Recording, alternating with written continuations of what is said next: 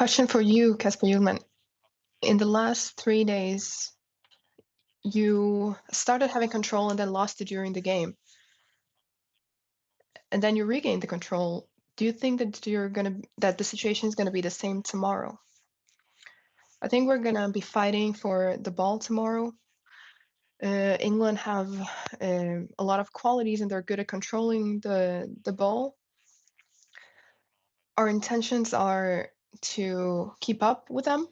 We feel that we've had some good games against England and that we had ball possession and control over the ball in the recent games against England. So we're just gonna try to do what we're best at. But nothing is gifted. We have to fight for it and we have to do our best, but that's definitely our intention.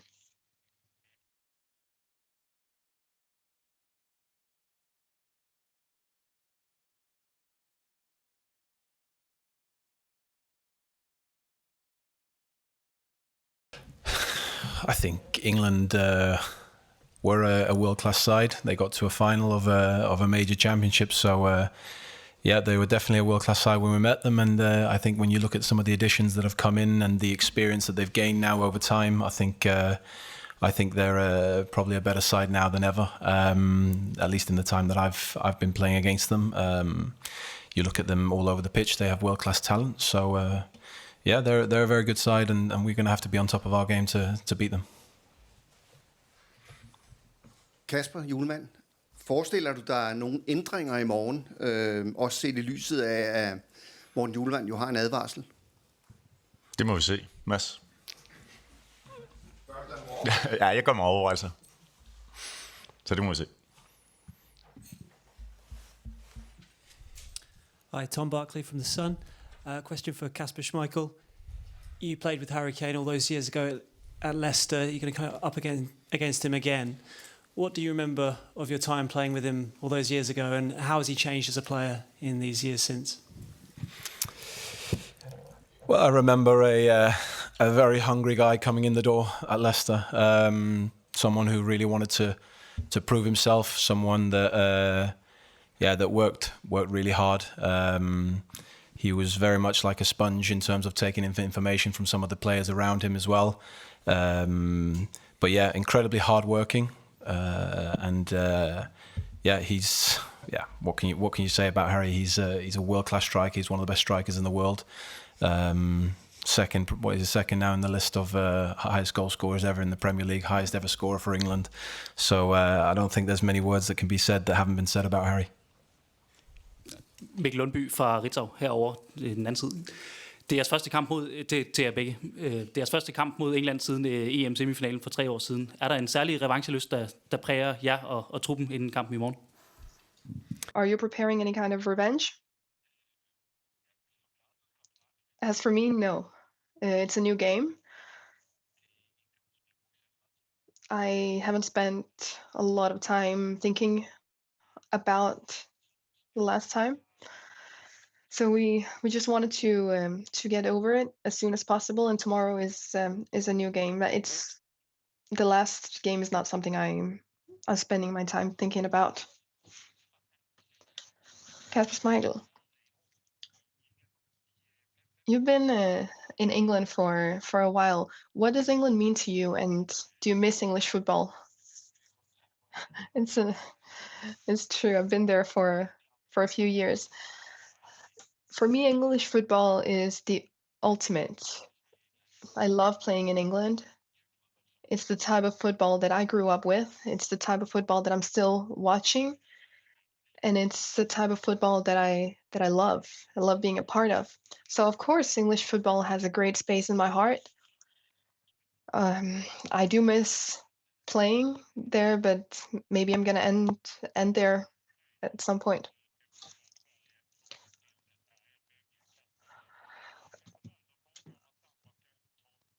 I apologize. This question is in Swedish.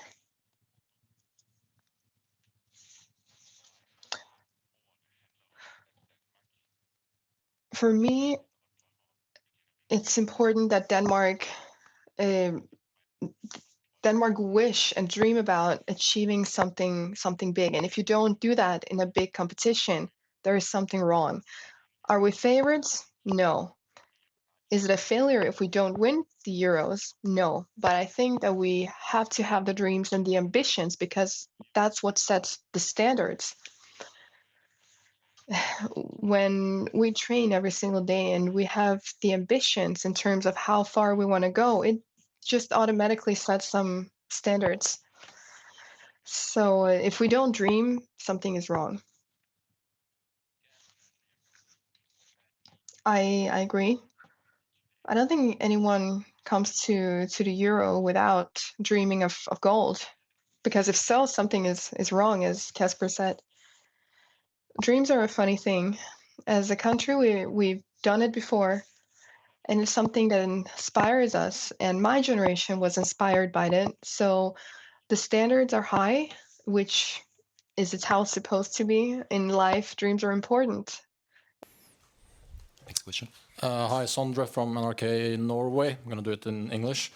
Question regarding the ball for the Euros. You said, Kasper, that you were struggling to find a pair of gloves that was suitable for that kind of ball. Have you found that now, and what challenges does this pose for a goalkeeper?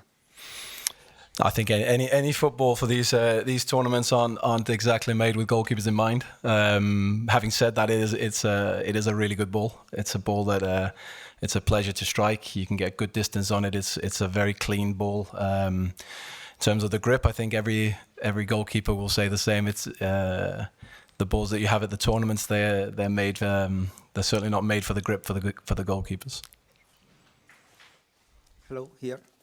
I'm Albert Hernandez from TV Spain. A question for Mr. HJULMAND. I would like to know, what do you think about the season of Jude Bellingham, and if you have thought how to stop him? What a fantastic season.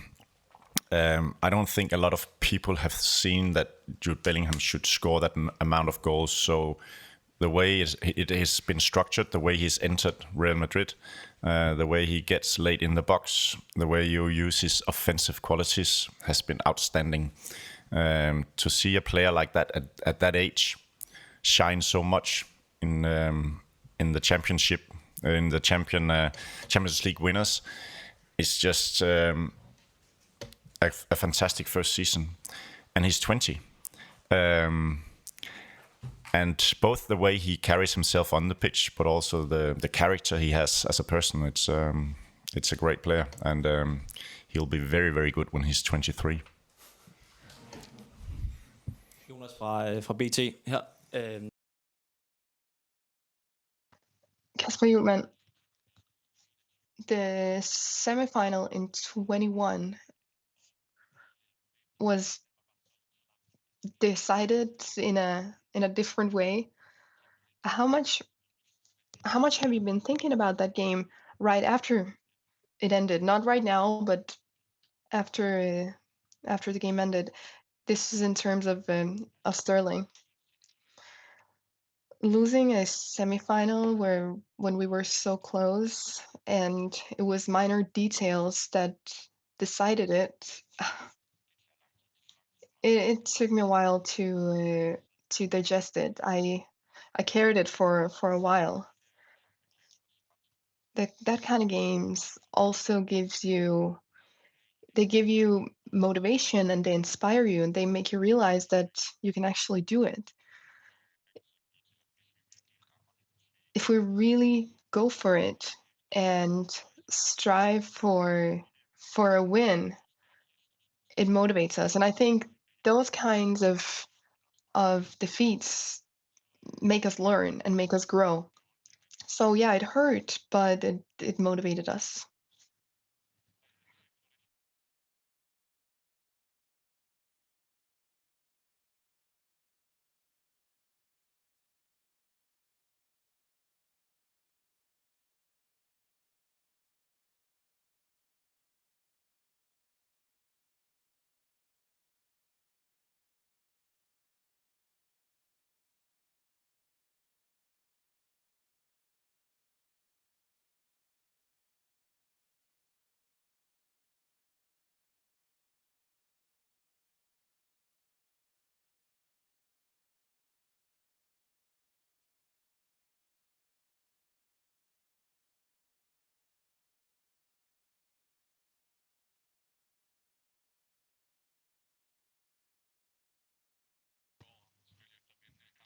You said that you're going for a win tomorrow, but you can also see what happens in the game before your game. Could Denmark be satisfied with a draw? If we do our best and that's how it ends, it is what it is. But our approach is always winning the game. But if we did our best, if we fought and it ends with a draw, it is how it is.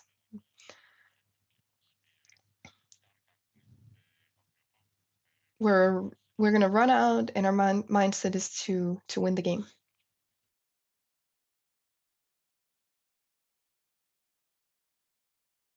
Of the semi-final and the sense of grievance that you had about the penalty. Now that we're here, is that something that you can use to your advantage, the sense of grievance? I don't think so. I'm not really looking into that. I think we are looking at a football match out of the front window, and we have a great team in front of us. I'm not using that as anything. Maybe some of the players, I don't know. But I'm looking at it as a new football game, another place 3 years later. Maybe some of the players can find something in that. I think we're very different as a people. For me, it's all about a new game and trying to win it with the players we have in front of us. No, personally, no. I'm not the type of person that's going to be looking back 3 years to a game and something that happened there to have motivation. I think the biggest motivating factor for myself is the fact that we're playing another Euros with Denmark. That's certainly something we should never take for granted, that we've got 16,000 fans of our own joining us. I think the biggest motivating factor is the image in my own head of celebrating with them after a win and giving them that after traveling all that way. So I think that's for me personally how I am going to motivate myself, what happens in the past. Ja, spørgsmål til dig, Kasper SCHMEICHEL. Kong Frederik har meldt sin ankomst i morgen, og hvad betyder hans støtte og kongehusets støtte generelt for jer i slutrunde? Said that he would be at the stadium tomorrow. What does that mean for you? It's a big honor. I'm a big fan of the Danish royal family, and I think it's a great thing for our country. They give us a lot, not only at home but also abroad. So having the king support us is something we've been talking about on the team. So I hope that we can win for him.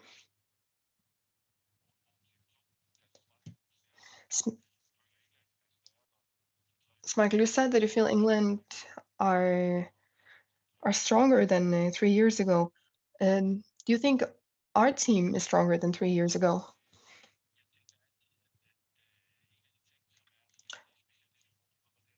One of the things I think is very important in this competition is experience. I think that we are stronger.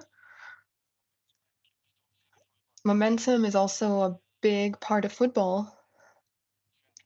We had a tough beginning at the 2021 Euro, and we created this momentum that carried us through the games. We were very pressured in Baku, but we have to use the experience we have and everything we learned at the last Euro. And we just have to refine that momentum that we had last time, because in my opinion, it's very important. When you said it was too soon with Simon Kjær against Slovenia, what is the status on him now? He could play in the next game. He's been doing better. He's had a very good training session. The numbers look good. So everything looks good.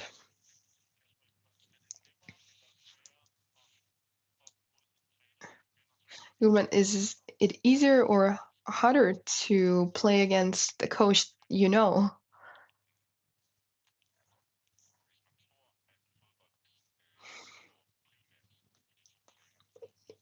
if you think that football is based on the two coaches, you're wrong.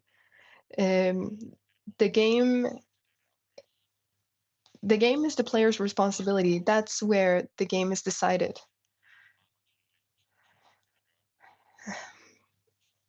But no, I know Gareth very well, and he knows me. We know each other's teams, but the players own their games, and that's where everything happens.